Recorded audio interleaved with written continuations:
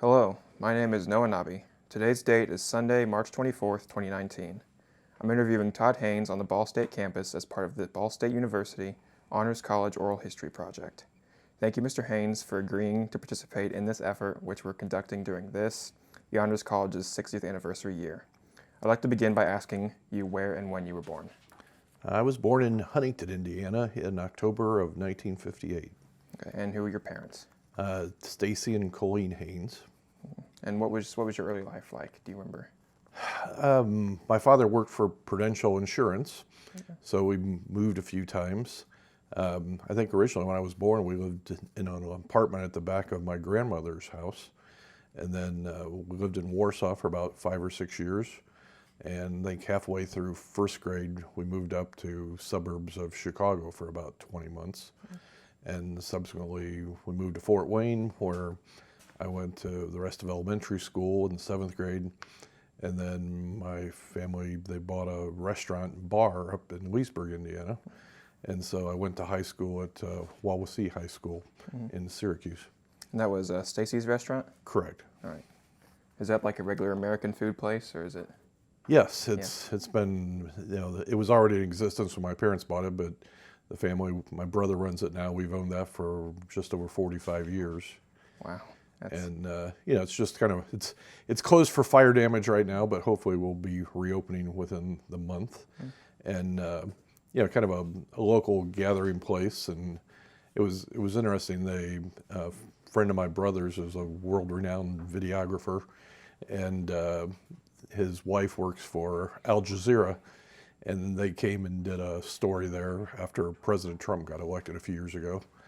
And I was greatly impressed. I think the even-handedness of the Al Jazeera, the Al Jazeera report was better than I would have expected out of many news organizations here in the U.S. So I was quite surprised. Yeah. And when you said you moved around a lot before you got there to Leesburg, was it more of because of your father's job, or? Yes. Okay. And then how was high school then? How was your experience? It was great. That I played football, baseball, 1 year of basketball. Just had a wonderful time, and I think it was, everything's obviously always much better in a nostalgic viewpoint, but I don't think I could ask for a better experience. So. Yeah. What were your classes like? They were interesting. And you think you're learning, lots of things in terms of writing and things like that. And then you get to college and you realize that there's lots of smart people, and maybe you wish you'd written a few more term papers and things of that nature. But I think my children got a better, education in terms of writing when they were going through high school. But there's no substitute for a good education. Let's put it that way. No one can ever take that away from you. Did you find it hard to balance between your classes and your academics, or not your academics, but your athletics? I didn't. And I was kind of infamous. I mean, I hated to take books home, so I'd sit there and try and get all my homework done in study hall or so. And of course, if you're doing homework for one class, rather take one book home than take 4 different books home. And sometimes the teachers would look at you, with a strange eye if you're doing your math homework in English class or so. But I know it came very easily for me. And as you moved on, did you kind of take an interest to any certain topics? I took an accounting class when I was a sophomore, and it just, plus I would help out my parents sometimes with my mother with bookkeeping things, and I seemed to have a natural aptitude for that, and I suppose that led to me getting an accounting degree. Mm-hmm. And then once you graduated in May of '77, correct? Correct. And then did you look at Ball State? How early did you start looking there? That's a good story. A year earlier, I saw in the Warsaw paper, there was a gentleman, Ron Newland, and he was one of the first-year recipients of a Weidinger Scholarship from Ball State. And that same summer, I'd gone to a thing down in Indianapolis that was put on by the Indiana CPA Society, and the gentleman I rode down with, out of like 120 some people, we were 2 of the 8 people who won a scholarship from the Indiana CPA Society. And so I was required to go to an Indiana school to use that, so that's sort of narrowed down the field. And then when I saw the Weidinger thing, I thought, well, that would be good. And so I applied, came down, and that's a good story unto itself. And was waiting to hear back on the recipients.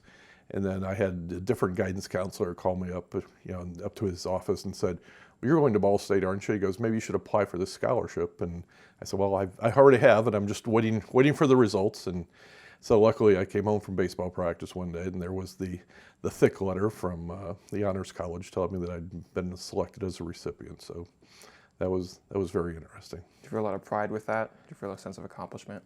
I did, and it made me feel very good. I think at that time there were either 15 or 16 recipients, but there was a week, I guess a Friday, one of my classmates and I, a friend of mine, he was interested in going to Butler. So on a Friday we drove down to Butler, and while he was doing his interviews, I went and talked to I guess you could say the accounting professor.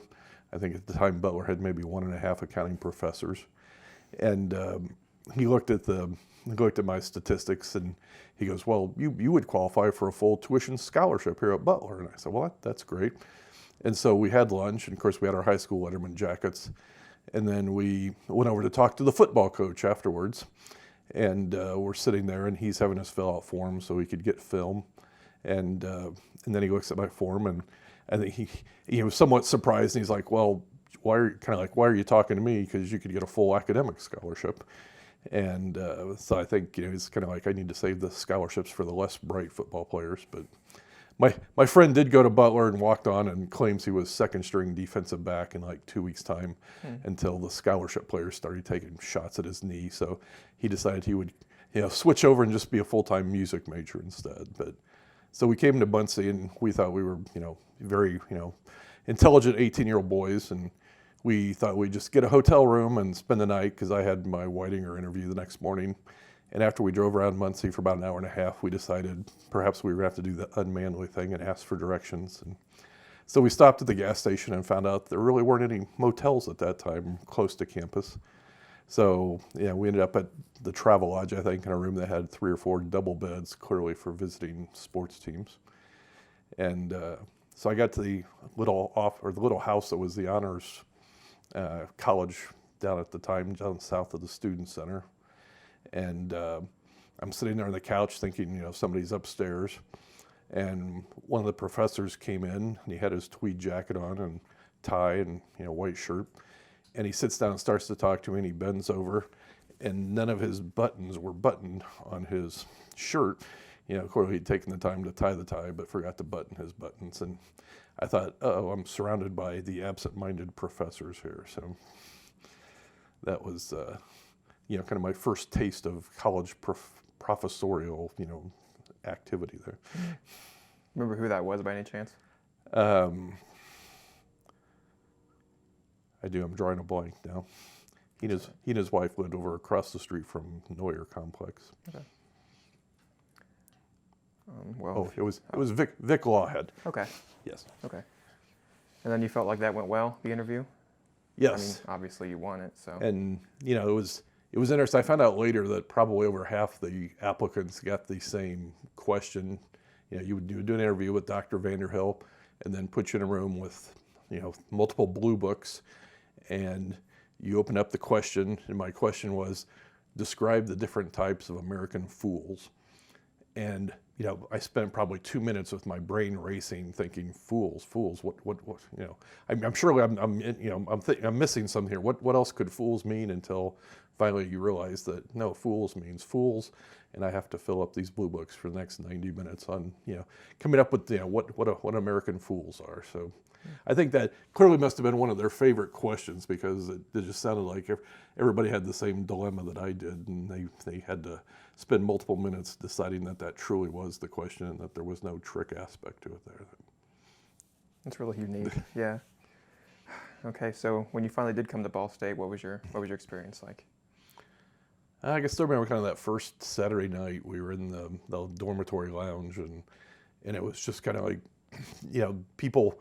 It was you know, call it somewhat, not arguing, but just interacting and, espousing different ideas. And, just it was a good feeling, I almost felt like you'd stepped into a movie scene where it's kind of like, okay, I've gone from high school to college and now we're going to sit down and talk about all these intellectual things. And I'm not sure that ever happened again for the next 4 years, but it certainly made for a good first Saturday night anyway. So. And was that in your dormitory then? Yes. And where did you live at? Swinford Hall. Okay. We had the first room on the first floor of Swinford, so that was and it was a smaller floor, so I think that was probably the quietest dorm floor on campus. And one year we didn't even have a resident assistant; they were short. And then the next year they moved in a gentleman who had, I think, suffered mental fatigue the year before. He was across the street at Shales Hall, renowned as Shales Males, and I think he'd had his life threatened several times by drunken students, so I think they decided to let him have R&R on our floor the next year where nobody would threaten his life or so. Well, I mean, good for him, I guess, yeah. So what was your freshman, your first quarter kind of workload like? At that time, they tried to have some of the honors classes underneath the dining hall there in Johnson Complex. So that was kind of an attempt to say, okay, here you can have a class that's 15 seconds from your dorm. You don't have to walk clear to the other end of campus. So I think they were trying to create a little more of a residential feel in that aspect.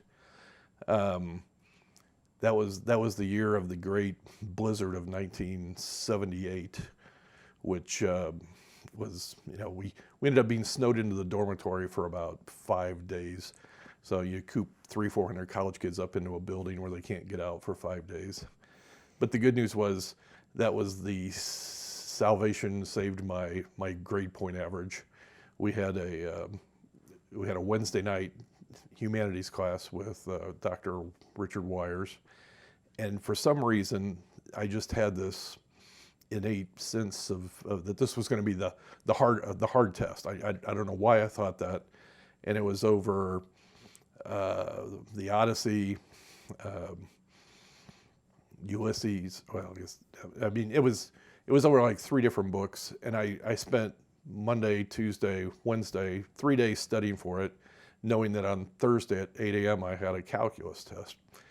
And so we went in to take the test on Wednesday night. We had class for about 2 hours. We took the test. We came out, there was about 8 inches of fresh snow on the sidewalk. We came back, we played cards and ordered pizza, and about an hour later they canceled class for the next day, so we probably stayed up till 4 in the morning playing cards. And woke up the next morning to find out that you could have like 2 fried eggs or something else at the dining hall. The state police had brought in the woman in charge of the dining hall, and everybody else was the student workers. And so I thought at least I had 1 more day to study for calculus, and as it turns out I had 5 days to study. So that was probably better than me staying up all night and taking a calculus test on no sleep. So thanks to the blizzard of 78, I managed to get an A in calculus, which probably would not have happened but for that blizzard. So, and then as it turns out, that was the one test all year. I don't know, maybe I got like a 92 or a 93 on the test. It was so hard that Professor Wires decided to curve the test scores, which was kind of unheard of, I think, for him. But I think he was just mind-boggled that we had a very smart class and everybody did poorly on it just because they hadn't studied for 20 hours like I had. And so I don't know what little birdie told me to study hard, but I was glad that I did. You seem to like mention Dr. Wires a lot. Can you tell me more about what his class was like? He was, in essence, a history professor teaching a humanities class. And so as a result, he came at it from a different perspective. I mean, I kind of heard some, not horror stories, but I think a lot of the English professors obviously were teaching it, the basis of that was their expertise. And I think the advantage we had with Dr. Wires was he taught it from a historical perspective. And I think we got a lot more out of our class than the other people did, just because he kind of came at it from that historical bent. And and he was an extremely educated man. He had 4 or 5 degrees from Case Western, and he knew what he was talking about. And I think we were a smart class, and we absorbed that very well. Mm. we were somewhat shocked. We came in for break the one day, and somebody was talking about Pink Floyd, and he's like, "Oh yes, Pink Floyd. I saw them in concert in Atlanta one time."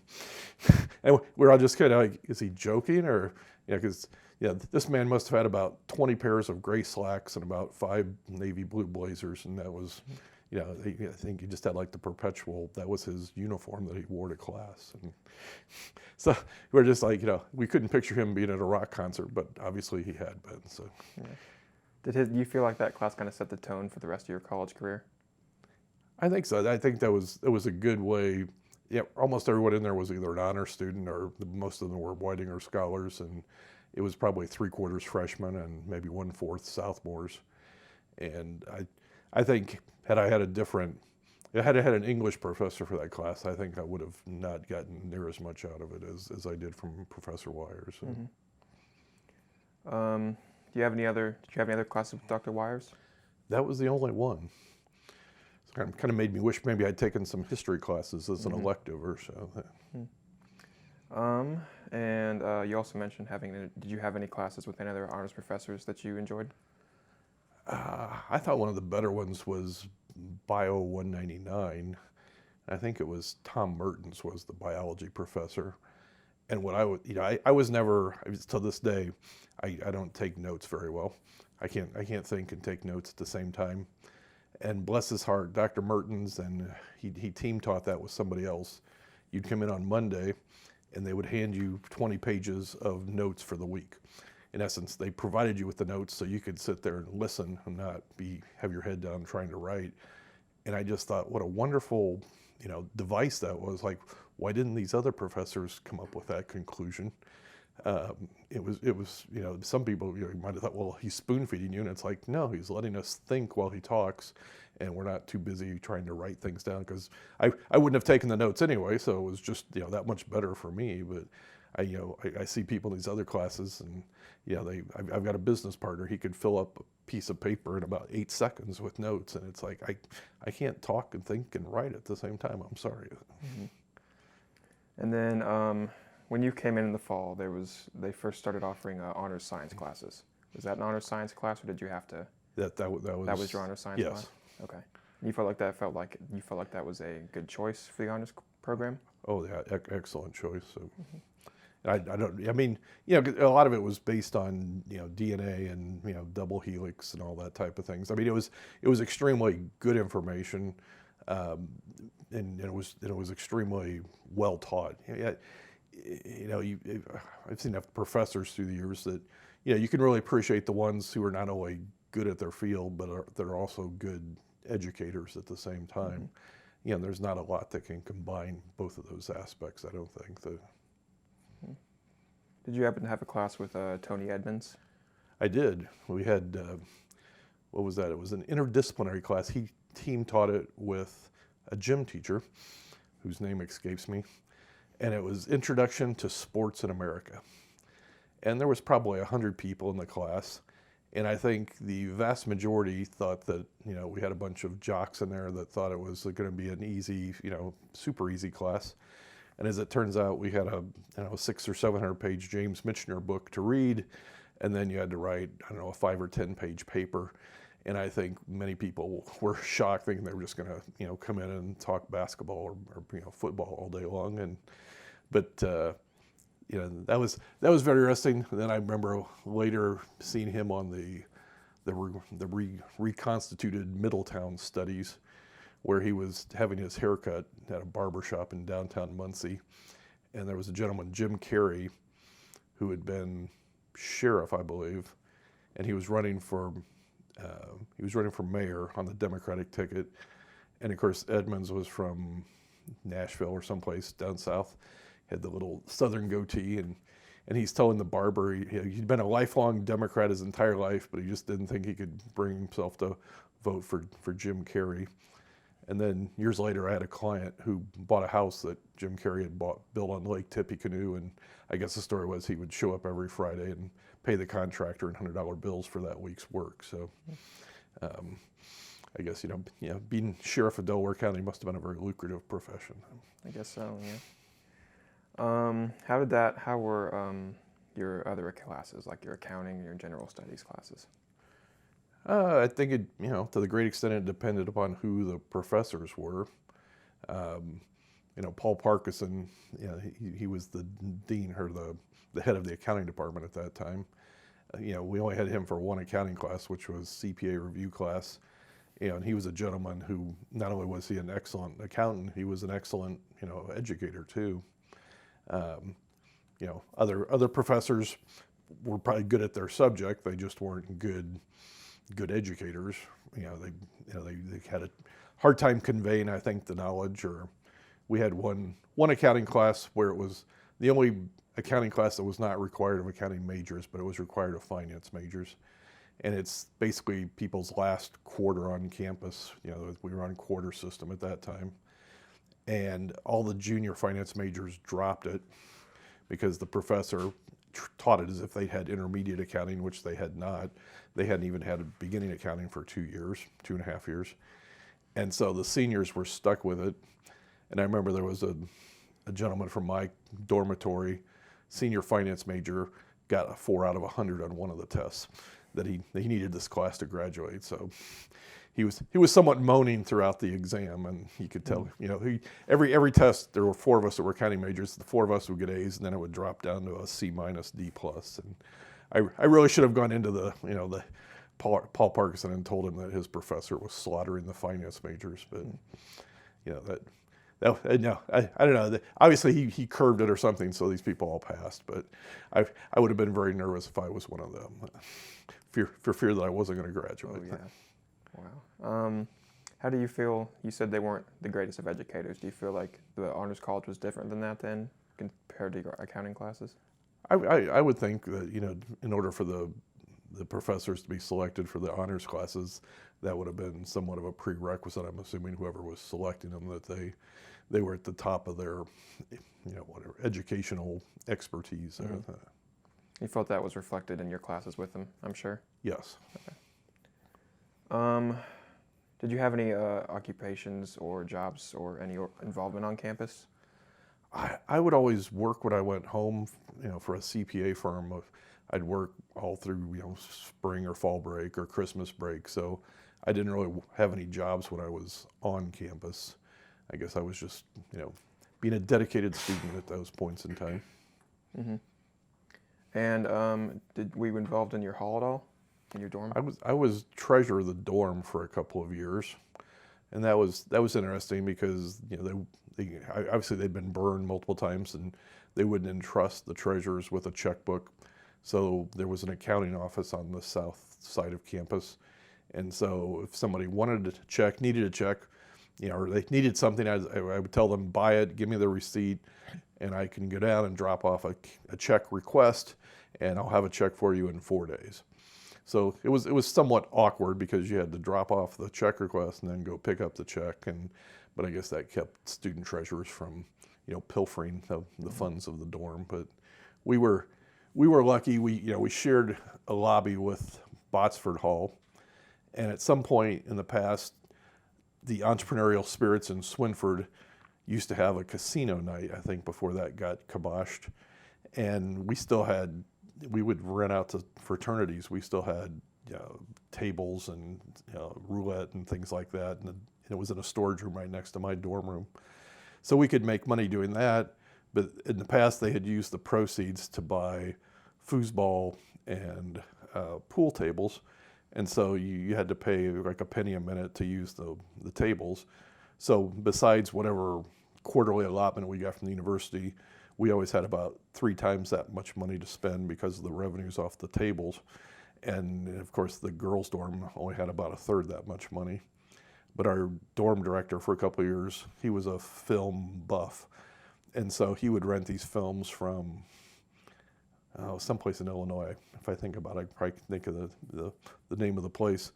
Under the premise that we were only going to show them once, and then, of course, he would get a consortium of dorms, and they'd show it like 5 or 6 times and split the cost. And so he was, I know Citizen Kane was a big one, and then he got like the little trailer that showed all the neat things from William Randolph Hearst. And, years later, we took my family. We visited the Hearst Castle out there in or in California, and that was a wonderful visit. That was my interest had been piqued many years earlier in the dorm, watching the movie and the trailer there. You said that you weren't really involved in any honors. Were you involved in any honors organizations? You said you weren't too involved with that. Did you? Beta, Gamma, Sigma, Okay. Okay. Honorary honors type Okay. things. But Yeah. Were you really involved with off campus with that, or was it a lot of on campus stuff? that was just more of an honorary type thing. More of an honorary thing. Okay. Do you feel like the honors program kind of pushed you towards trying to get organizations, or your peers towards that, considering, including the Whitinger group, that you were like pushed towards more organizations that way? No, I think we used to have some get-togethers, with the Whitinger type thing. I think that was a somewhat, I don't know, it was almost kind of like there were the honors college students, and then they were kind of jealous of the Whitinger students, kind of like that was the top of the honors college. So I think there was some feeling of segregation. I mean, I don't think from the Whitinger students, but I think some of the other honors people in the dorm were like, oh, they're the Whitinger students, and it was a good experience. My roommate and I went down and visited Ralph Whitinger in his accounting office downtown Muncie, and Mr. Whitinger was in a wheelchair at the time, and he had a huge office. You probably could have put a bowling alley in his office or so, because I think he had his own conference table in there. And I don't know how long he'd been in the wheelchair at that point, but it's my understanding he dedicated about 50 years to being head of the Ball State Foundation or treasurer of the foundation. So he was truly a remarkable man, and had a very sharp wit. Even I'm not sure how old he was, but he thought we were coming down to compliment him or thank him. He kept pointing out that it was not his money that had created the scholarship, and we let him know that we were aware of that. We just wanted to come and personally thank him for his service to the university, and clearly it was great enough service that they decided to name the scholarship program after him. And so I felt good. I'm not sure how many years after it was that he passed away, but he certainly cared a lot about Muncie and about Ball State University there. And then with that Whitinger scholarship, you interacted a lot, obviously, with your interview with Warren Vanderhill. Do you have any more time with him, or spend time with him? Yeah, I think as part of the program we did. I don't know that he was always regaling us with his college All-American basketball stories from his days at Hope or so, or maybe it was high school All-American, and coming to Hope to play there and maybe take advantage of the Dutch heritage up there. And, but he was an extremely interesting professor, and I guess he taught us whatever the capstone, the intro type class was to the honors college. But he did a good job, and then I think Arno Wittig took over later on. Well, I guess there was one year Professor Wittig had to do it when Professor Vanderhill's son was applying for the Whitinger program. So, okay. Did you feel a good connection with those other Whitinger scholars? We did. I think especially because we were in the second year, so the first year people, then there were the second year people, and the second year group, we felt we were pretty normal. We kind of looked at the first year people and thought they were somewhat eclectic. And so, and I asked Dr. Vanderhill this question 30 or 40 years later. It was kind of like, did you make a conscious effort in year two to go for like more normal type people? And his answer was no. So maybe it just worked out that way. But we could, there was certainly a much more eclectic crowd in year one than there was in the second year. I guess we just thought we were more normal, smart people. Did you kind of keep the same friend group when you went through college, or did it kind of just change around as you went along? Yeah, I think there were cliques, I guess, that formed. And my roommate, my sophomore junior year, he was a Whitinger scholar also, so he and I hung out a lot together. But I mean, you see the people in the dorm quite a bit. I think that was probably the best, was the residential aspect. But I don't know, we went with a couple of guys. It was some bar. I'm sure it was like a, it's amazing it was even open. It was, I'm sure, where all the people at the next door factory hung out after they got off work. But it was kind of like there was like 5 people in there on a 10 o'clock on a Saturday night. It was a strange place. They probably didn't see too many college students in there. So. What was? Oh, I'm sorry. So when you were in Swinford, then as you moved, did you stay there all the way through your senior year? I did. Was that normal, or was that something you just wanted to do? I think in those days it was not, that abnormal. I think a lot of people, mainly because it was easy. The dining hall was next door. You didn't have to think about it too much. I know my roommate Dave moved off campus his senior year. He actually moved in with his brother and his brother's roommate.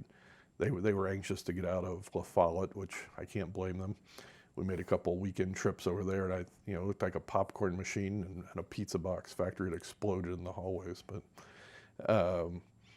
But I think Dave regretted that because it was his own brother, and his brother got along better with his college roommate than I think he. Yeah, they spent more time together, and Dave was kind of the third man out there. But they tried to come. Every time he tried to play a practical joke on me, it never worked. And so I was perpetually studying on top of my bed. And one night he kicks the door in with snowballs ready to pelt me on my bed, and I was actually sitting at the desk, and it so disarmed him that he didn't manage to nail me with the snowballs. So. But I got lots of good practical jokes in on Dave, but his just never panned out. You're just smarter than him, huh? Yeah. I was just luckier. There you go. You mentioned you played a lot of sports in high school. Were you interacting with the sports teams, or did you go to a lot of them, the games? Here at Ball State. Here at Ball State, yes. We had a couple of baseball players lived across the hall from us. And then we had some volleyball players also so I got to like to watch the volleyball, and in those days, the basketball team did not draw real well. I can still remember, the one time they were playing, DePaul was ranked like second in the country, and they had Mark Aguirre, and they just kind of toyed with Ball State for like 75% of the game, and then finally in the last 10 minutes, the DePaul guys flipped the switch and started to play much better. But there was like a Saturday night game with maybe 2,000 people in university gym, and there was a woman from my accounting classes. She was the top person on the pyramid, and she went to do the backflip off, and her feet slipped, and she only got about 3/4 of the way around, and for some reason the spotters weren't spotting, and she landed on her hands and kneecaps. And I swear you could have heard a pin drop. I mean, you could hear her whimpering out there on the court, and she ended up being in leg cast. Broke both her kneecaps. Mm-hmm. But to hear an entire gym that big just be totally silent, that was kind of spooky. Because you knew she was hurt bad because she was probably 20 feet up when she did the flip. But the classic was when Larry Bird came in with Indiana State the year after they'd finished second in the country. I think everybody thinks he graduated after that year. Well, he was eligible for the draft, and the Celtics drafted him, but he was still there at Indiana State one more year. And it was he and Steve Reed, a kid from Warsaw, who was like the point guard. And you got in free with your student ID. And so I remember we were waiting. We came through the natatorium to come in the back. And then I don't know, maybe they opened those doors like 2 minutes late. Within like 5 minutes of opening the doors, one side of the gym was completely packed with like 4,000 students. And there's maybe 5 people on the other side of the gym. And they're coming on the loudspeaker saying, please, squeeze in, we have more people to get in here. And there were letters to the editor in the student paper the next week from people who drove down from, Gary or someplace thinking they were going to come down and watch Larry Bird play and couldn't get in because the gym was sold out. I think that was the only basketball game that ever sold out, and capacity was probably 7,000 or 8,000 at the time. So, And but Larry had to play center that year, so he had to go in and get the the 5-foot shots instead of the 20-foot shots. So his game changed a little from the national championship against Magic Johnson. And it's like one of my clients, Steve Bates. Steve, he was out of Fort Wayne. He played at Arkansas for a year. Was going to transfer to Ball State. He was going to have the room that the two baseball players ended up in. And then before he got to Ball State, Michigan State snagged him to come up there. And so Steve had to be a red shirt that year. So he couldn't dress for that year when Michigan State won the national championship. And then he told me here a couple of years ago that Judd Heathcote was such a tightwad that he didn't even get a championship ring from that year. So I saw on Twitter here about a month ago, they had a reunion that Magic Johnson put together, and Steve was there in the picture. And so I tweeted back and I said, gee, would Judd Heathcote even have let you be in the picture? And so he thought that was quite humorous. Okay, so in 1979, the honors program transitioned to be the honors college and be the first one in Indiana to have an actual honors college. Did you see that change at all, or was that more an administrative thing for you?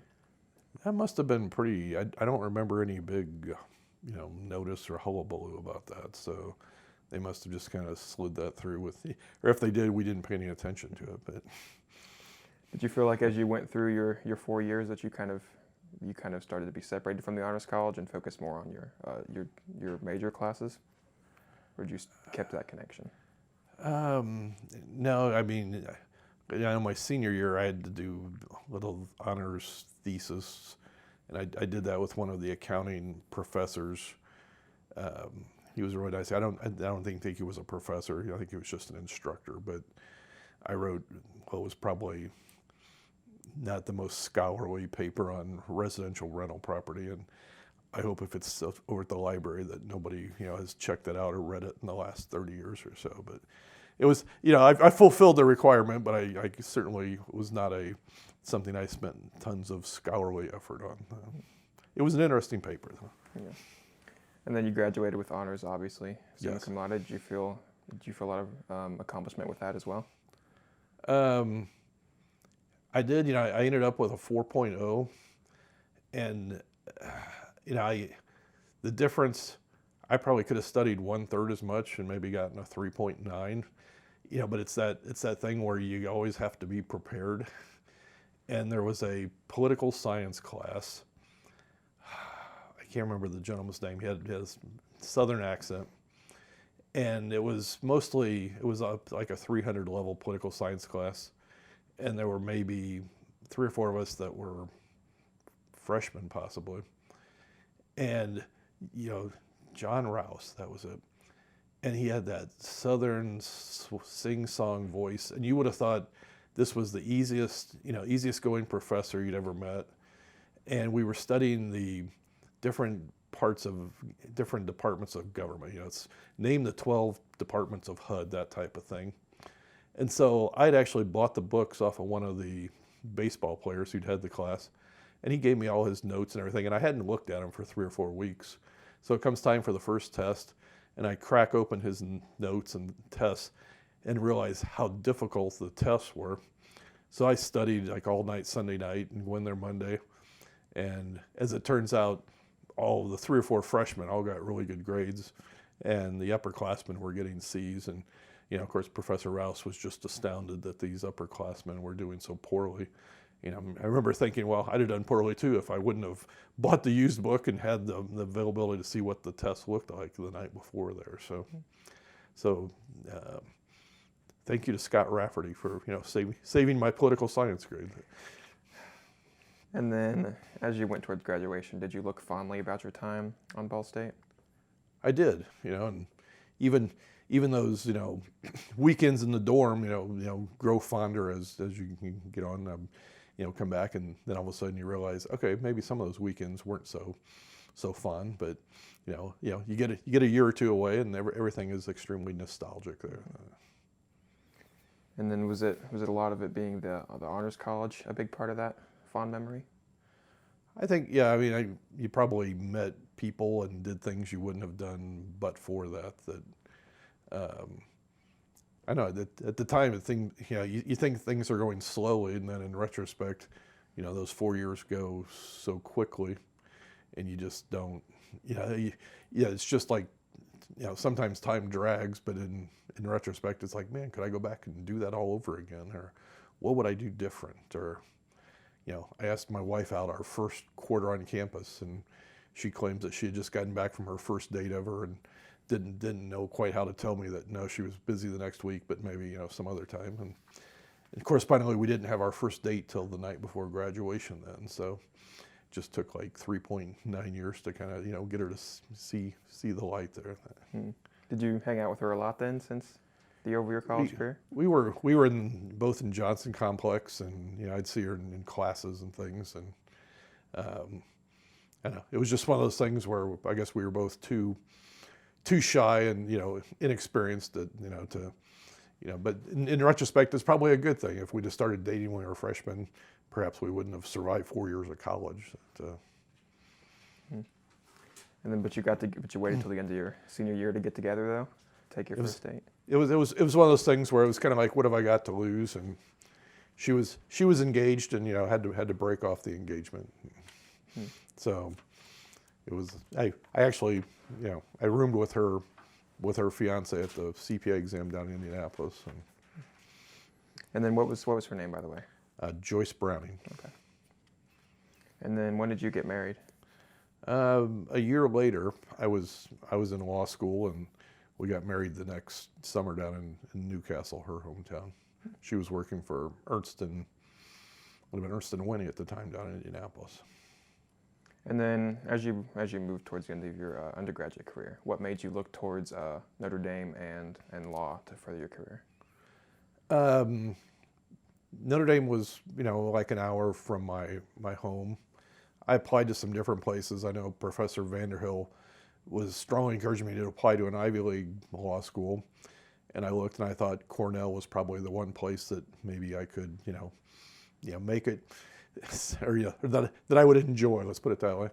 And so I applied there. I applied to Vanderbilt, trying to think where all else, but I can remember Vanderbilt had kind of a really nice scholarship program, and I kept waiting to hear from that.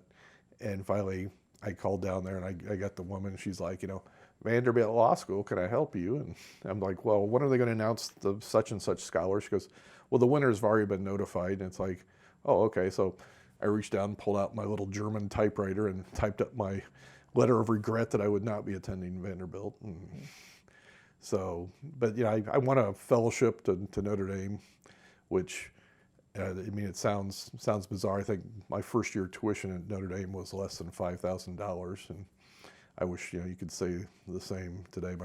My son graduated from Notre Dame about 5 years ago, and I wish his tuition had been quite so, cost effective there. But and then when you went there, you were there from 81 to 84, correct? Correct. And then you married your wife within that time? Yeah, we got married in the summer of '82. Okay. So she moved to South Bend, and she was worried. She thought that was the land of blizzards she'd been living in Indianapolis for a year, and I said, well, the trouble is Indianapolis gets ice, South Bend gets snow, and South Bend knows how to move snow. And the year before, I was living off campus in the front part of a little house, had a nun that she lived in the back part of the house, and I think there was like 120 inches of snow. I must have shoveled snow every night when I got home from school. So we got married, moved into an apartment complex, and there was maybe 30 inches of snow. I mean, it was like a tremendous differential. And I thought, great, this year I don't have to shovel. I got somebody to do it for me, and there was not near the amount of snow there. But she was surprised to find out how argumentative my law school classmates were. If we went out to dinner or so, and she goes, they argue over the salt shaker or the size or the shape of it. And I'm like, honey, I have to, eat lunch with them every day. They argue for the sake of practice. That's what they do. What made you choose law for grad school? Was there a reason you chose it? It's a really good complement to accounting. I can remember freshman year on campus, they had the pre-law society. I think Sally Jo Visico, she was in charge of that. And they brought in a gentleman who I found out later was actually the law school librarian from Notre Dame. And of course, here's all these political science majors, and they're all, sticking their hand up. And they're like, well, what do you find is the best, major for pre-law?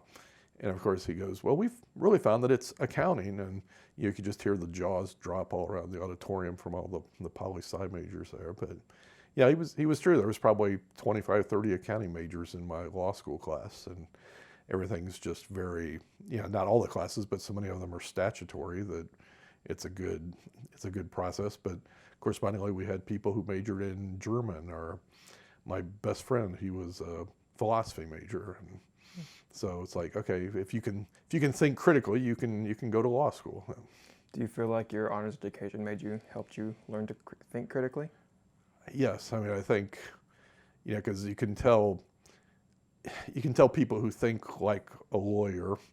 A good lawyer should be able to argue either side of a case, and so, you're not only trying to say why your side should win, but you're trying to anticipate the points that the other side's going to make, so that you can be prepared to say, well, but that shouldn't apply because his client had on red pants and not green pants. And so you can't just blindly tout your side and ignore the other side. You have to know where the pluses and minuses are and be able to differentiate, your pluses from the other side's minuses or so there.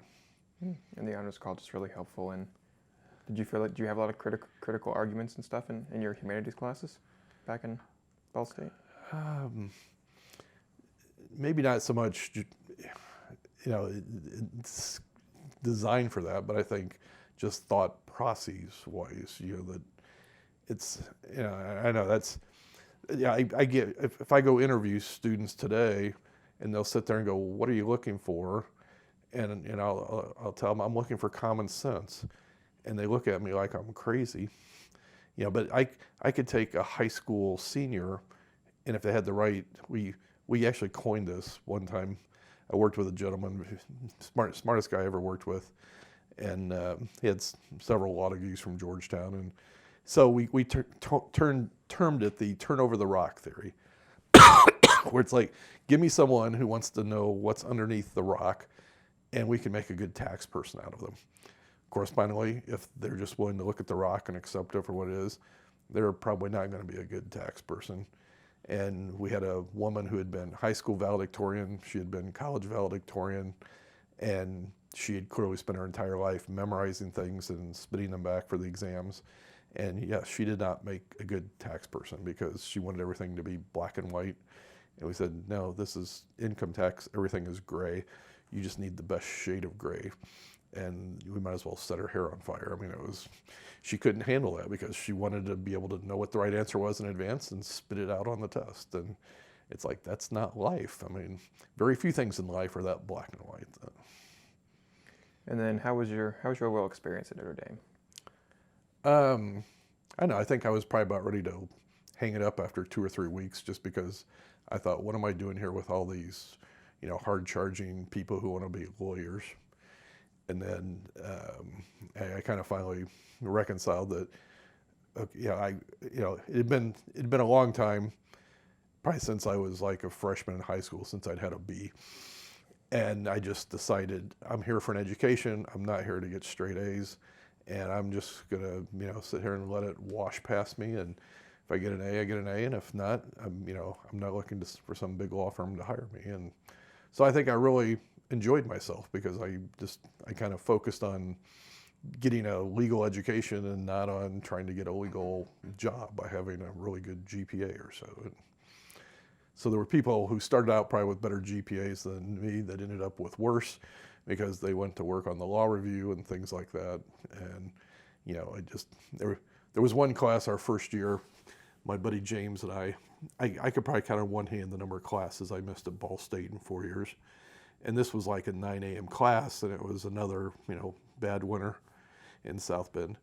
And so, I don't know, maybe I missed 10 or 12 classes. He probably missed 25. But somehow between us, we had like a complete set of notes. And our professor, he had studied at Harvard back in the 1940s. and he was one of these, kind of guys. He's like, they shouldn't have, hadn't have, oughtn't have done it, But he was teaching us civil procedure, and he was teaching us how to write a complaint or to write an answer, and it wasn't so much pounding facts into your head as teaching you a process. And then when it came time for the final exam, it was a take-home exam. You were on your honor to open it up and spend 24 hours during finals week to do the exam. And so out of probably 80 people in the class, my buddy James and I probably each got A minuses or so. And he was chuckling later. I didn't even think about this. He goes, just think of it. He goes, some of those people went to class every day and got C pluses, and you and I missed a bunch of classes and got A minuses. He goes, I guess we were smarter than the other people there. And it's like, okay, it worked out well. And then as you moved towards your graduation there, what was it like kind of trying to get ready for going into the job market? I actually, the firm that I'd been working at ever since high school, I had become a partner there this summer between my second and third year of law school. So I was kind of already, my third year of law school, I was probably working 30 some hours a week and commuting back and forth. And so, it was not your normal last year of law school or my last semester, I tried to have classes where all I had to do was write a paper, because that's the spooky thing about law school. Your entire grade is generally based on your final exam. So, you could be there 14 straight weeks and be there every day, and you could try to, be the teacher's pet, but when you're taking an exam and there's a 3-digit number on there, you get what you deserve. You don't get what you did by raising your hand every day and trying to answer questions for the professor. And then, how long were you at that job? Just for a short time. My mentor did not treat me well. I'll just leave it at that. And I thought it was the worst thing in the world. As it turns out, it was the best thing in the world. I ended up at Ernst & Young shortly after that and spent about 15 years there. And then I decided to open my own practice. I could kind of, it was the old, I could hear the Enron freight train coming. I just couldn't articulate it at the time. And, the big firms got somewhat greedy, and I just decided I would do my own thing and, started our own firm. We just had our 20th anniversary here last fall, so. And then you were at Ernst & Young, was that in Fort Wayne? Yes. Okay. And do you remember how long you were there? Just under 15 years. And it was, we kind of had the best of all worlds. We had a small office, but yet we got all the benefits of being with, the international firm. If we'd had an office of 300 people instead of 30 people, I'm sure it would have been a different experience or so. But it was a good place to work. And you said you moved to building your own firm. What was that process like? It was a little scary. But I was able to keep some of my clients, and that's a good feeling when knowing that the people have enough faith and trust in you, and they're not just coming to you because you work for some international accounting firm, that they recognize that you know what you're talking about, that you care, and you want to help them. And so it was good. It gave me time to do. I'd get people ask me this question. I coached a lot of Little League, or basketball with my son and my daughter, and I'd always get these people going, well, how can you be the manager of the Little League team? And it's like, well, because I can set the schedule. And if we don't, if I was just helping somebody else and they said, well, we're going to have practice on Thursday night, and it's like, well, that's a bad night for me. But that was priceless. I wouldn't give up those days. It's like I still have my wife can't believe it. I have little videos in my head of plays or sequences of things that happened, and even from my high school days, and she can't believe I can remember those things. And I said, it's just like there's a movie going on up there, and I can just stop it and rewind it and play it. But you see the look of joy on some of those little kids' faces when they do something well, and it was a good experience. Mm-hmm. Go ahead. As then the kids got older, I kind of translated into becoming a scorekeeper for the high school. So I've been keeping basketball scorekeeper for like 15 years for boys and girls, and it's kind of like, okay, it's not quite as good as coaching, but you're sitting in the first row and you get most of the excitement, and you don't have to sit with the parents who are going, why did he call traveling? It's like, because he traveled. I know a few parents like that, yeah. They all know more than the coach that's been doing it for 30 years. Oh, yeah. So when that was formed in 98, correct? Correct. Okay. And you talked about how you were with a little league team and whatnot. Did you feel like you got more into your community once you created your own practice, or was that something you'd been doing since you came to Fort Wayne? It was kind of contemporaneous with my son getting of the right age, but I'm sure I was 10 times more, into it than had I not done the coaching or that type of stuff. And selfishly, it's kind of like, okay, if you did multiple things, you wanted to pick good kids that had good parents, because sometimes there's a kid who might be a really good ball player, and you don't want their parents sitting behind the bench hollering for the next 3 months. And so if you were involved in different sports, you kind of knew, yeah, maybe Johnny's a little better than Billy, but I'd much rather have Billy on my team because he's a good kid, and his mom and dad aren't going to like scream and holler in the back of the background there. And there were some people that got burned by that, and I'd try to warn my friends, and it's like, yeah, but if you pick her dad's going to be there at the game every time. And he's like, are you trying to pick her yourself? It's like, I'm not going to draft her, but you if you be my guest, you can pick her, Mm-hmm. So try to help, share the information with the people that you like. And then when was your son born? When was your son born? He was born in 90, so he looked like a little Indian papoose when he was born. He needed a haircut, and the nurses were so upset when he came out as a boy because they were hoping it was a girl and they could put a ribbon in his hair that night, but not to be. Hmm. And then when you transitioned to becoming a partner, did that kind of take time out of your life with your children, or was that just something that kind of you were okay with, or you had split with your wife?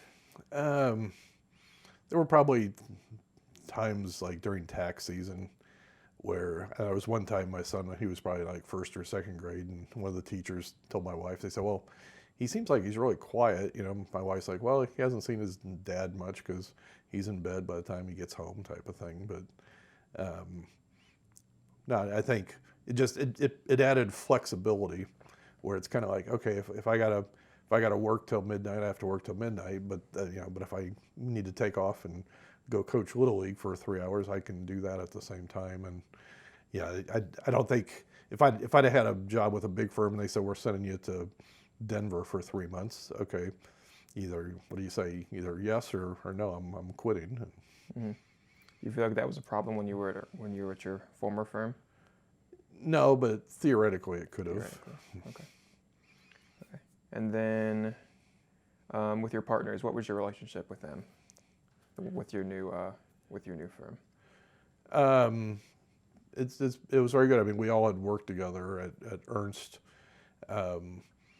My partner Tom, his famous saying was, he'd had a very large client that there was a stink that turned out not to be true, but kind of like everybody got their head cut off that was involved, and so he got stuck traveling Ohio, Kentucky, Indiana. He was on the road quite often, and he says I saw him at the grocery store and told him that he looked not good. And so he decided to hang it up and come join us, and that was good for us. It was good for him, and he didn't have to travel to Ghent, Kentucky, wherever the heck that is. So And then how has your firm grown since you've started it?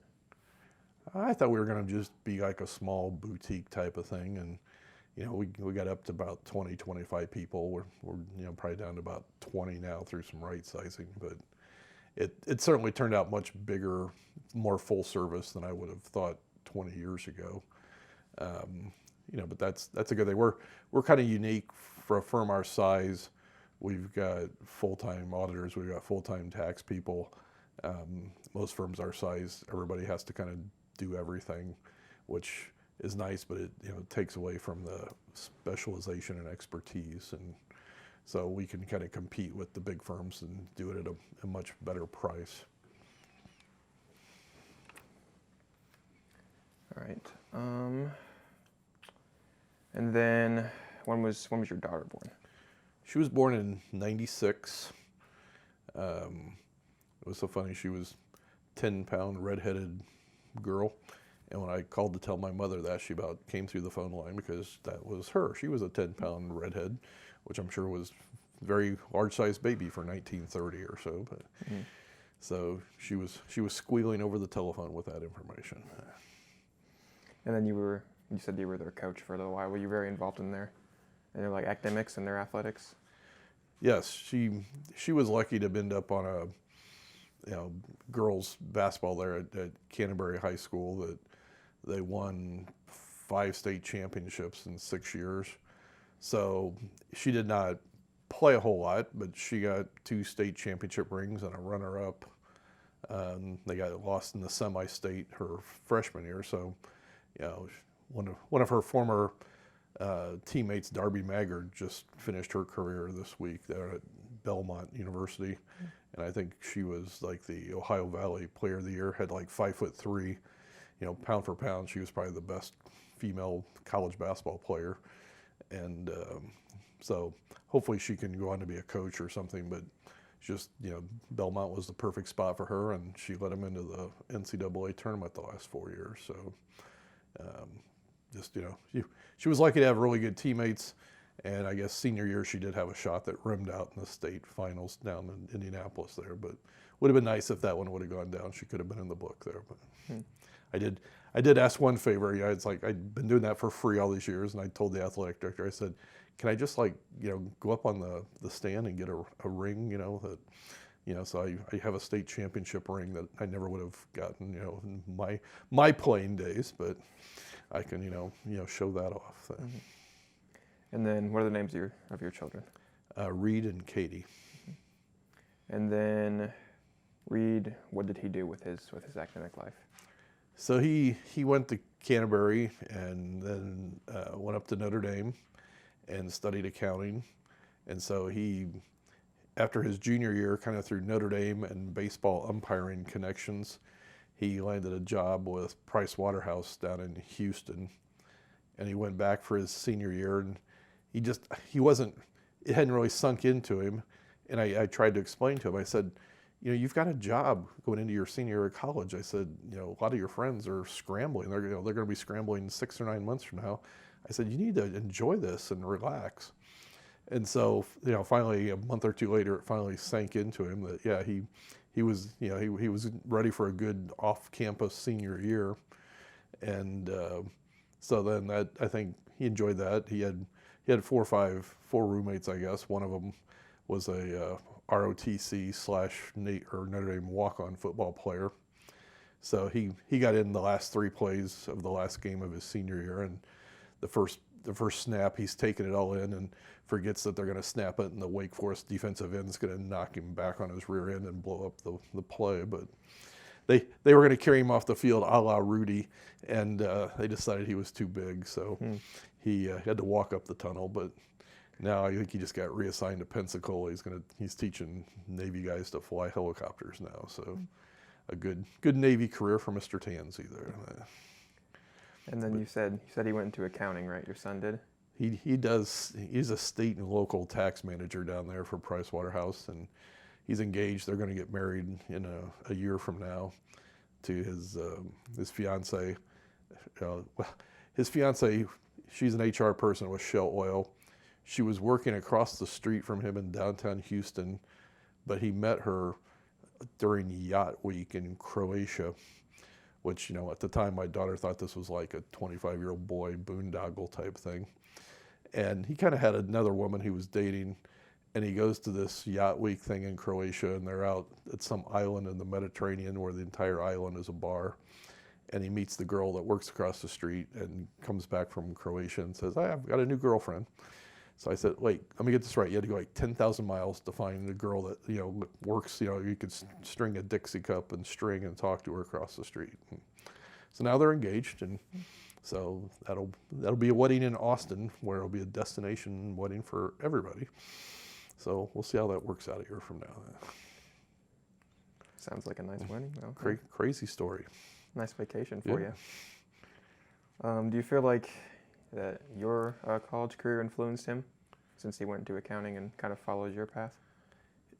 Yeah, it was funny, because he'd obviously been to a lot of Notre Dame football games, and we're driving home one night from the game, and it's, he was probably a junior at the time in high school, and I asked him what he thought he might want to study in college, and when he said accounting, I about drove off the highway, because I thought, well, wait, your mom and dad are accountants, and you want to do the same thing? And he goes, well, I want to be able to get a job when I graduate. Of course, then his freshman year at Notre Dame, they're watching the Cubs and playing video games late in the afternoon, and the science majors are straggling back from their labs, and they're like, oh, you lazy business majors. And he's like, I said, but you'll see, 3 years from now you can go, yeah, but I got a job and you guys don't. And, so I'm hoping he got some revenge back 3 years, after that. So, but he really enjoyed his time at Notre Dame, and I went up to watch him play in the bookstore basketball tournament, and he was like 5 times better than he'd been in high school. And I'm like, how did you get so much better? And he goes, just playing. And he got the chance to play against Doug Flutie one Friday afternoon, and he played with Flutie 3 or 4 games. Then he tried to guard Flutie, and he about broke his ankles with a crossover dribble. And it's like, yeah, the 40-year-old guy's showing up you 20-year-old kids on the basketball court. He's like, he wasn't a good quarterback for nothing. The guy's an athlete. Oh, yeah. I'm surprised Doug Flutie got that good at basketball, though. You still keep in contact with him a lot, then? Yes, he does good. He calls home, and we're going to get out and visit, see the new townhouse and everything here in a couple months. So I guess we don't get to Houston as much, but he drove up here at Christmas time while his fiance was out in New York, and he brought the dog with him, and so we tried to introduce it to our 2 golden retrievers, and I'm out in the driveway with his dog, and our 2 dogs came out and saw his dog and literally drug him over a concrete retaining wall. And I was so mesmerized by the look of terror on his face that I neglected to take into account that our 2 dogs were aiming for my knees like linebackers. And pretty soon, I don't know how I managed not to crush their dog when I fell, but everybody was on the ground on the driveway. And it was, it's one of those America best home video type things, if someone had been filming it there. Does he ever ask you for advice or anything like that? He does, yeah. I mean, it just, it does your heart well to think that, you raise the kids, and they do things the right way, and he sees, that he had good success, and you think there's lots of kids who rebel and all that type of thing, and as a parent, it makes you feel good. And then your daughter, a few years later, ended up deciding to choose Ball State. What was that process like for you and for her? It was a little different because she decided to do architecture, so that kind of narrowed the field down. And I know, like with my son, we went on some college/baseball road trips where we saw different parts of the country. And with her, I mean, I guess we visited. She did like a summer thing at Notre Dame. Was not too happy with the fact that they do classical architecture. They're one of the few schools that still does classical. And then she came to Ball State, and she saw the neat 3D printer down in the basement of the architecture building, and was enamored with that. And so she decided, doing modern, architecture was much more to her desire, because she wanted to be able to get a job when she graduated. And so now she's been interning with Design Collaborative in Fort Wayne while she takes master's classes here at Ball State she wants to do interior design now instead of following through on being a full-time architect. And so she's been working underneath the gentleman, Ron Dick, that lived down the hall from me in Swinford Hall. And of course, he's like me. He would give her this summer things and ask her to do a computer project and see if she could have it done like in the end of the day. And she'd come back 20 minutes later with it done. And he was just, flabbergasted that she could do it that fast. And I said, well, I'd be the exact same way, Katie. That Ron and I are contemporaries there. And it's like it's easier for us to tell somebody else to do it on the computer than it is to figure out how to do it ourselves. So. What was it like for you coming back to Ball State with her starting to come here? It was nostalgic. It was also kind of strange in that she was in one of the newly renovated dorms. So it's kind of like, oh, it's the old building, but just the shell, and now you've got this, and there's like bathrooms every 10 feet, and there's air conditioning and all that kind of stuff. And it seemed like, boy, college has gotten so much easier from a living perspective there. And I don't know, there was something about communal bathrooms that I think even a few years back Notre Dame tried to do that, and then they decided to reverse course because they thought there was something to be learned from the communal bathroom thing as opposed to just having like 3 people share one bathroom or something. But I'm sure the vast majority of the kids would vote not to have a communal bathroom. Did your daughter or you show any interest in going to the honors program? She did that for a while, and then what was it? They were trying to talk her into something. They said you could be the first architecture major honors college. I forget what the third thing was. Like nobody had ever done before. But I know I think eventually she stopped with the honors classes to enable to get everything in there. Architecture is a very demanding major as well, so that makes a lot of sense for her. Were you proud that both your kids, one had gone to your graduate school, one to your undergraduate? Did that feel like you would kind of set that in their minds? Yeah, because I think as a parent, you have familiarity with the school. I was one of these people where it's like, oh, we're going to ship Junior off to USC or someplace, and it's kind of like, okay, not only are they out of sight, out of mind, but you really don't know what that campus holds or what it's surrounded by.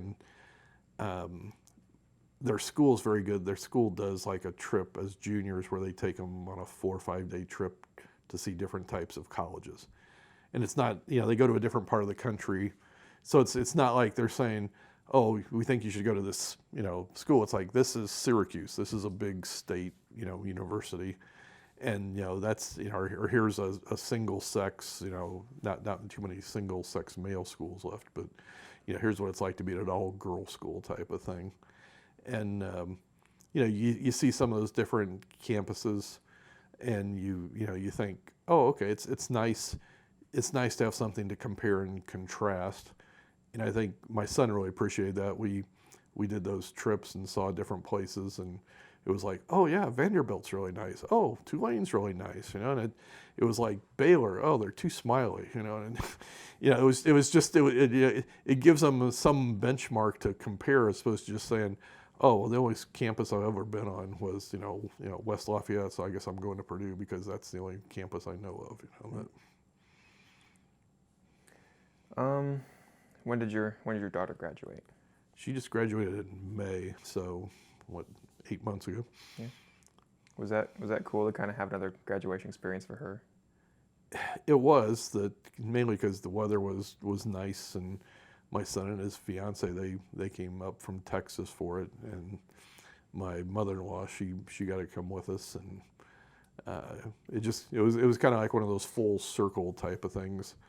I know when the day we graduated, it was just all a big blur, and I think Senator Lugar, he was the commencement speaker. I have no idea what he talked about, but he'd actually come. One of his sons was in a night econ class that I had, and so the professor was really like somebody who worked at one of the banks here in downtown Muncie, and he came to take his son out for his birthday. And he said, well, if you get up and you talk to us for about, 45 minutes, then you can take your son and leave. So, I mean, here he is in front of like 25 students. Clearly the gentleman was a Rhodes Scholar. And then I think it was about 6 months later, I think it was Dan Quayle's first year in the U.S. Senate, and he was speaking here on campus, and I went to hear that.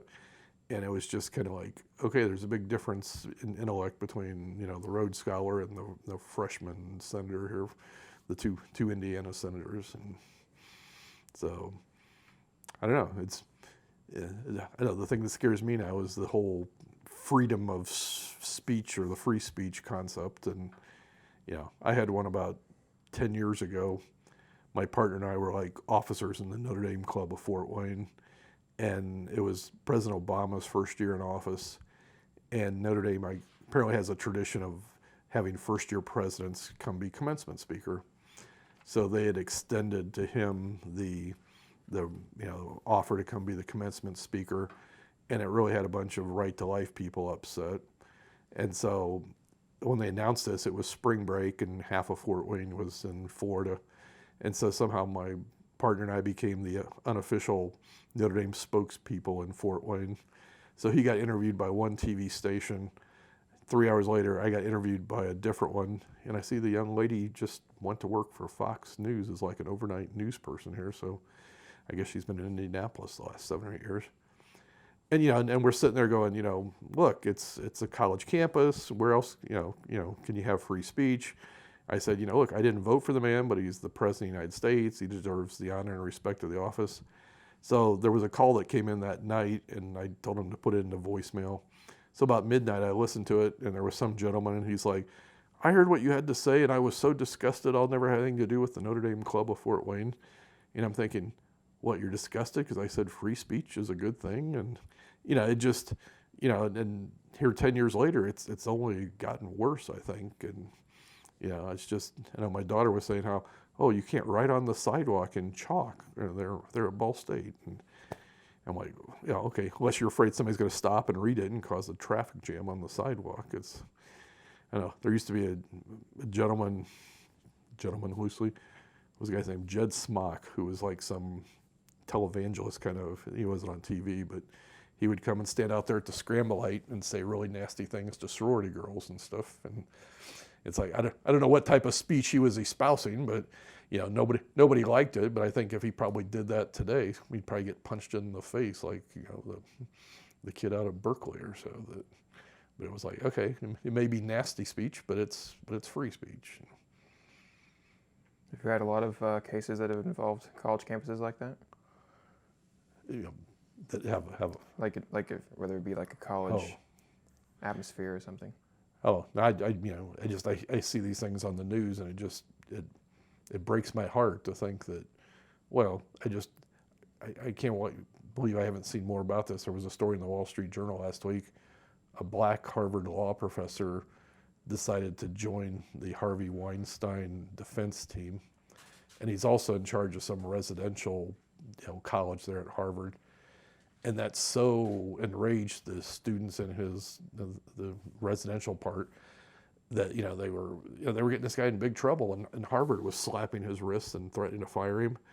And I thought, that's the American judicial process. Everybody's entitled to counsel, and just I don't care no matter what Mr. Weinstein did or didn't do, you can't abuse his potential attorneys and try not to have somebody represent him. And I think we see the same thing in this day and age where it's like, oh, well, you have a gun shop or you have this type of a business, a payday loan business, and we're going to put pressure on the banks not to do banking with you.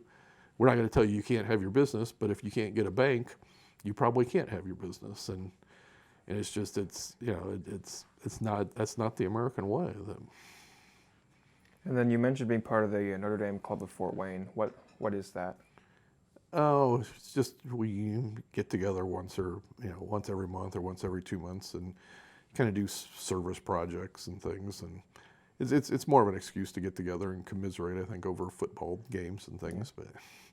But they have a thing where they rank the clubs, and so I don't know, the one year we were the best Class C club in the country or something, and that got us Charlie Weiss to come speak to us, and so that was an interesting experience. And how long have you been part of that?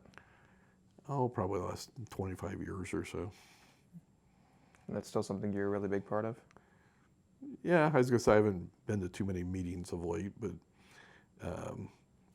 it's in essence, the university kind of dictates what bells or what boxes to check and what bells to ring, and we do that, and then that gets my partner, who's treasurer for life, the ability to buy us a block of tickets for the good football games, and then he sucks up to the ladies in the ticket office, and then they'll offer us extra tickets that come back from the Notre Dame Club of San Francisco or someplace that didn't want to use them. And he even joined the Notre Dame Club of Hawaii, so he could get access to their tickets, because unless it's the USC game, nobody wants to come from Hawaii to see Purdue play. Imagine that. And then you mentioned there were some service projects. What were those like? Can you give me some examples of what you guys have helped out with? There's usually a lecture every year where there'll be a speaker from campus, and maybe on school choice or other things like that. Some of the, I guess, not being Catholic, there's some of the the projects and things that it's a little awkward for me to participate in if they're more religious oriented there. But that's one thing about Notre Dame. It's my son managed not to feel any pressure. It's a religious place, but if you're not Catholic, you're also not going to be ostracized either there. And then as you kind of went along, did you have any other like jobs or any work with anything that you were that wasn't within your law firm? Like you mentioned, working with Paul Parkinson. Was that like during your time in law, or was that back? No, but that was here on campus. That was on campus. Yeah. Okay. I would see him once in a while. He has a cottage up on Chapman Lake, which is close to our family restaurant. So I would bump into him once in a while there. And just he could have easily been a partner in a formerly Big 8 accounting firm, now the Big 4, but he has kind of that Johnny Carson-esque feel for it that long before your time, but Johnny Carson had kind of that everyman thing going for him when he hosted the Tonight Show forever, and it was just like, oh, people like him because he's telling jokes, but he's not telling nasty jokes. You said that you mentioned with Paul Parkinson and running into a lot of people within your life that you've met at Ball State. Do you keep those connections still today that you've made way back when? To some extent, I've said this to my wife. I saw I didn't fully read it. There was a story in the Wall Street Journal last week how women tend to have lifelong friends, and men, we kind of, we got our high school buddy, we got our college buddy, and then you grow apart, and you have kids, and it's kind of like, you were really close while you lived together in a dorm room for a couple of years, but okay, maybe it's been 10 years since I talked to my roommate, and I think men just tend to drift apart, whereas the women will stay connected for 50 years or so. Do you wish you had kept that contact? It'd be nice. I've lost some close friends here in the last couple of years to, cancer and some things like that. And, it kind of shakes you a little bit because you think, I wish I would have spent more time, talking to him. And my best friend from law school, he told me he'd had esophagus cancer. And then I meant, the last time he and I went to the ACC basketball tournament and saw Notre Dame, as the unlikely winner 4 years ago. And then he tells me he had the cancer, and before I could ever call him back, I get a call from his sister telling me that he'd passed away. And you just, you sit there and you think, if I would have visited or called one more time, that would have been better. Yeah, it's really hard when something like that happens. I've had multiple family members. It's the same way. You just wish you had one more conversation with them. Luckily, we had back at Christmas Eve, the guy I played the Little League baseball with, his dad was the coach, and he was in the nursing home, not doing well. And so my son, he used to help. He had never got married, so he'd helped coach Little League with me.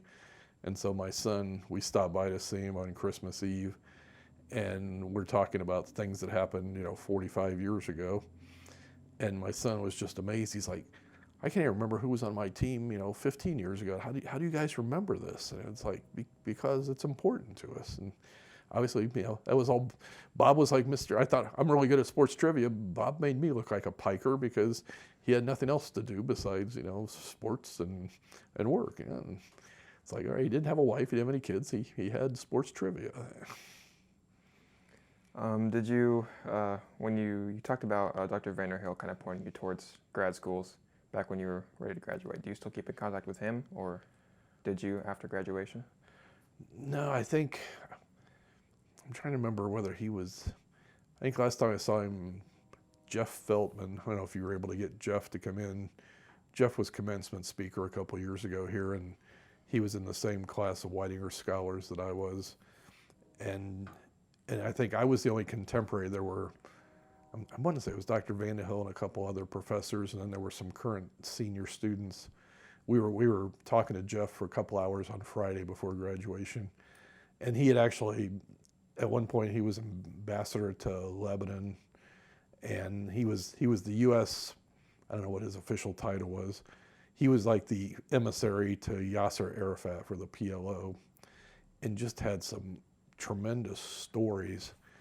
And I think he actually knew the ambassador who got killed in Benghazi, and it was like the roar of the crowd, smell of the grease paint thing, where he's given us all this insight.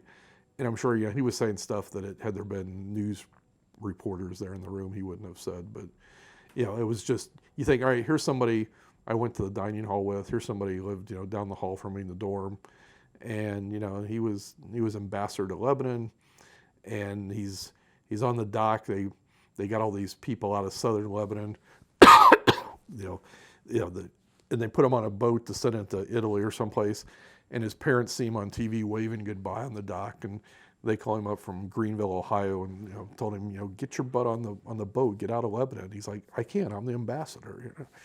So, I mean, it's really neat to hear stories like that. Yeah. That you think, this is somebody I knew or somebody I do know. It's been like amazing how you've been like, oh, I knew this guy from across the hall, or I knew this guy from this one class this one time. It's just so many connections you make. So here he was, a foreign service officer, and they were trying to figure out how to get oil. It was across from the Israeli border to, I don't know, I think it was, some occupied thing, and they didn't want the Israeli drivers didn't want to cross into the PLO side, and they didn't want the PLO drivers driving across, and they're having this big debate. And here's Jeff, the foreign service guy, goes, "Can we just put like 100-foot pipeline and pump it across the line?" And they're like, "Yeah, we could do that."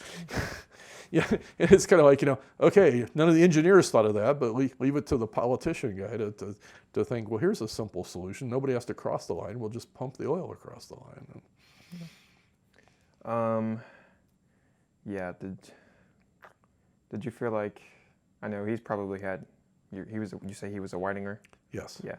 Do you feel like that Whitinger kind of group, along with yourself, has accomplished a lot, and that Whitinger scholarship allowed you to do?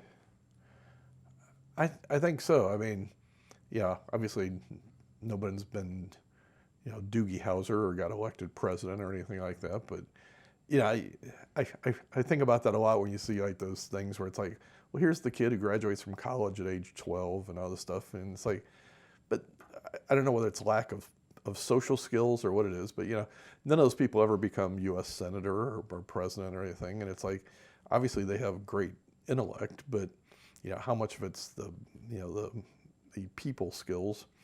I think Bill Clinton had tremendous, whatever emotional quotient.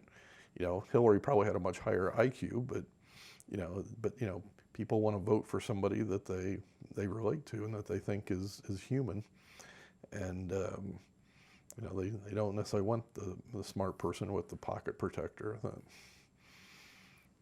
And then you were in the very second group of scholars, and then you said you even got the idea from the first year scholar that was near you. Yes. Are you glad that it's still continuing on? Do you feel it has an important presence in Ball State today?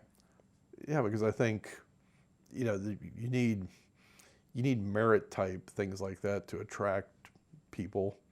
Like I said, okay, I could have gone to Butler on full tuition, but they had 1.5 accounting professors. It's like, all right, if I want to study accounting, I need to come to Ball State or to IU, and I can come to Ball State and have 30 people in my accounting class. I can go to IU and have 200 people in my accounting class. Good example of that. There's an institute, a Financial Executives Institute, And every year they would name like a junior and a senior for each college and have them come to a meeting down in Indianapolis.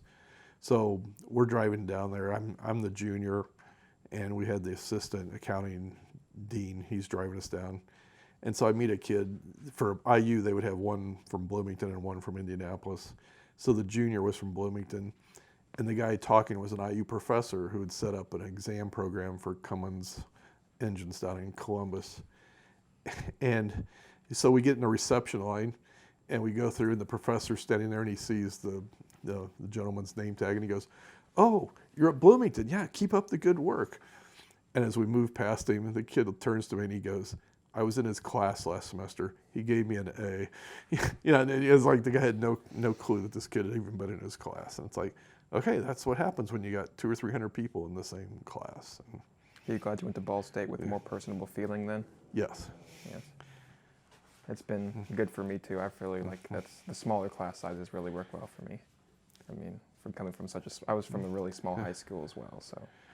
Well, and it was funny. I was an admissions volunteer for 5 or 6 years for Notre Dame, and I was at a thing, a fair, where was it, up in Portland, and it was a really neat. It was a building, like an old department store building in downtown Portland. I'd never been in downtown Portland, and so I'd see like the Ball State people, and they'd have like a couple of young ladies, and obviously they weren't from the College of Business, and I'd say, "Hey, you get somebody that's interested in accounting or something, send them over. I can do double duty."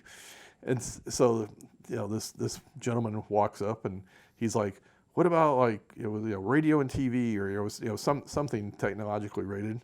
And I just said, "Look, see the Ball State table over there?" I said, "They got like a top 10 program in the country. It's like 30 minutes from here. It's like you need to be talking to them." I said, "Notre Dame doesn't have a program like that." And it's just, but I can't tell you some of those how many times people come in, they're like nursing or something. They're I don't think most high schools do a tremendous job of and maybe that's a failure of the guidance counselors, but they don't give the kids the type of pre-college type stuff. My children were lucky; they were in a private school where the presumption was everybody's going to go to college, and the guidance counselor had been to like 400 different campuses. So it's like, okay, no matter what your forte, no matter what your desire was, he could find you some little tiny college, in the middle of nowhere that fit your needs, or he could, ship you off to Bloomington or someplace. But, he'd been to all these schools, he'd visited them, and he wasn't just somebody picking something out of a book going, well, maybe if you want to study that, you should go to this place in Texas no one's ever heard of. And so, I mean, it's, I think if all the guidance counselors did as good a job as he did, the kids would end up in better situations suited to their future desires there. You've mentioned a couple times about things going full circle, whether it be your daughter's graduation or meeting up with old friends from back in your college days. What has come full circle for you personally, coming from your days at Ball State to now?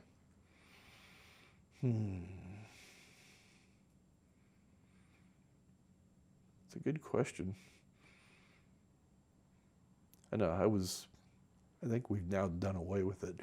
For the last 4 or 5 years, I was on an advisory council for like the College of Business, and I don't know that we had any real authority, but I mean, I think it was more just a way to make people feel good and let us, get our 2 cents in. And I mean, at least it kind of felt like, the dean of the College of Business was there, and maybe we were having some benefit, whether it did or not, who knows. But, I mean, I think that's what's nice. Coming back for the dialogue days, it's something the College of Business has done where they bring back, folks. Because there were a couple of times I'd be in a lower level class and I felt like 90% of the people were out there like asleep with their eyes open, or so no one seemed too enthused. And then you'd get to like the upper level classes, and at least there seemed to be people paying attention and asking questions. And I don't know. I mean, I think it's you see a lot of that anymore. Well, now with this recent scandal here with people bribing their way into like top-notch universities, and it's kind of like, okay, are you going there just to get the name on your resume to say, oh, I was at an Ivy League school? Um, you know, a friend of mine, his son was in law school at Penn, and he said something conservative and just about got run out of class on a rail or so. Yeah, and it's kind of like, I guess maybe that goes back to the whole free speech thing, but it's kind of like, college is your chance to share opinions. I saw a gentleman the other night. He was a student photographer at Berkeley back in the late '60s, and was the only one taking pictures. It was basically a protest by the left back in '69, trying to have more free speech on campus, and he was just taken aback by some of the current things that are happening. Because it's kind of like, here we went to all this trouble to have free speech, and now it's gone 180 degrees, and it doesn't seem like it's transpiring on campus. And I know, I guess I'm just a free speech kind of guy. You mentioned that scandal and things like that. Are you glad that you chose maybe a school that isn't quite known to many people outside the Midwest instead of an Ivy League or another big school? Do you feel like that was still just as beneficial to you as compared to a bigger school you could have gone to? I think so, because I think you can get lost in the shuffle there. Good example. There was a gentleman I went to law school with.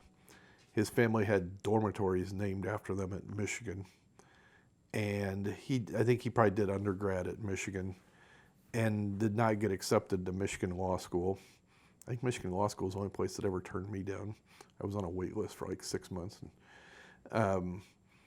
But he came to Notre Dame instead, and he was not the top of the class, but he had like every color of polo shirt you could imagine, and the perfectly coiffed beard.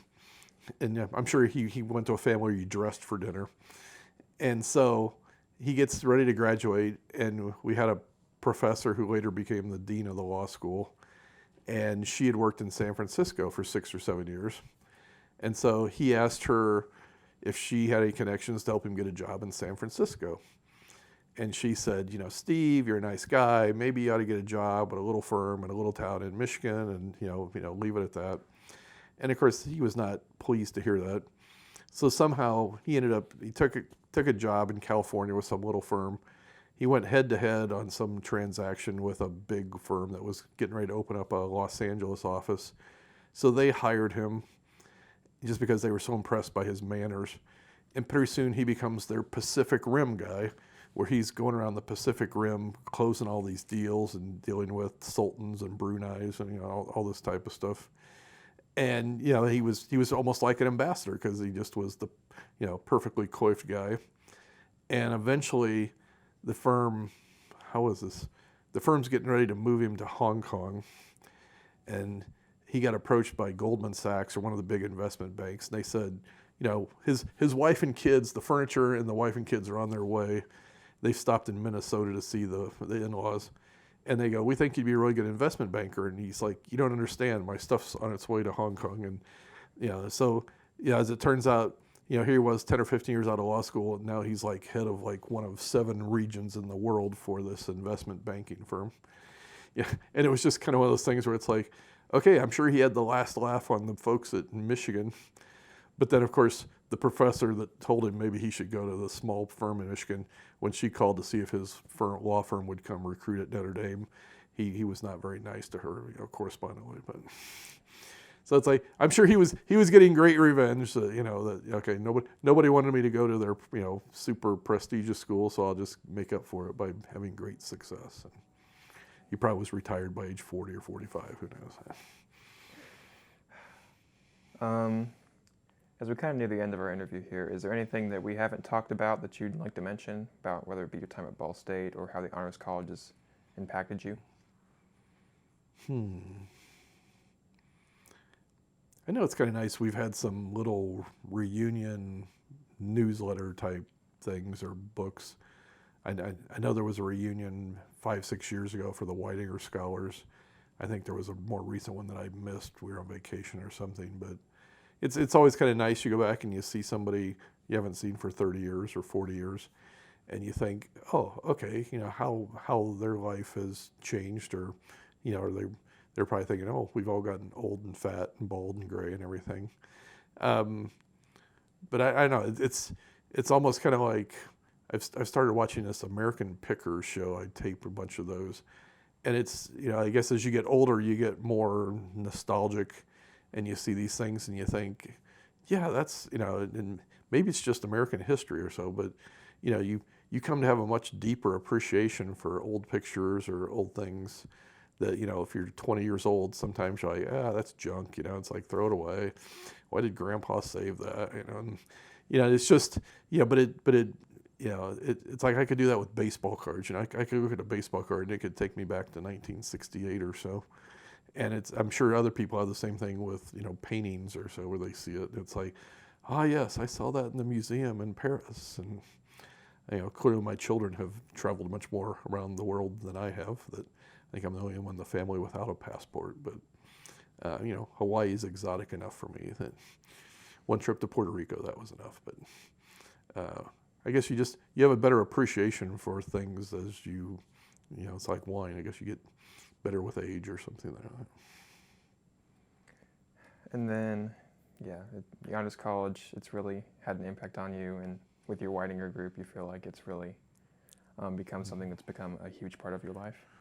Yeah, I'm not sure whose concept that was originally, but maybe I was just lucky that Ron Newland's face showed up in the Warsaw Times Union there. But I know Ron. He was the first director of the Indiana Basketball Hall of Fame, and I think now he's kind of a freelance historian or so. But he helped get that off the ground down in Newcastle, I think, for the High School Hall of Fame there. That's really cool. And then, is there any last things you'd like to mention that we haven't touched upon? I think probably the current students probably don't appreciate how beautiful the Ball State campus has become in the last 30 or 40 years. It was not bad, 40 years ago, but or the fact, I keep telling these people at Dialogue Days, I was there on opening day for the College of Business building. It was a lot different when you were taking accounting classes in the Practical Arts building with all the home ec majors. And I don't know if you can still major in home ec or not, but or it's got a different name now, I think. But it's just, and then the professors were in Quonset hut buildings over here, luckily from something from 1943 or something from World War II. But it's just like all the educational institutions have much more brick and mortar now than they used to. And I think sometimes if you haven't experienced the past, or whatever the famous saying is, those who fail to study the past are doomed to repeat it or so. But if you've been there and seen the crappy buildings, you can certainly much better appreciate the brand new ones. You're lucky. Yeah. All right. I want to give you one more chance. Any last topics you want to touch on? I don't think so. That's okay. All right, and with that, we'll bring our interview to an end. On behalf of the Ball State University Honors College Oral History Project, I want to thank you, Mr. Haines, for participating in our project. You're welcome.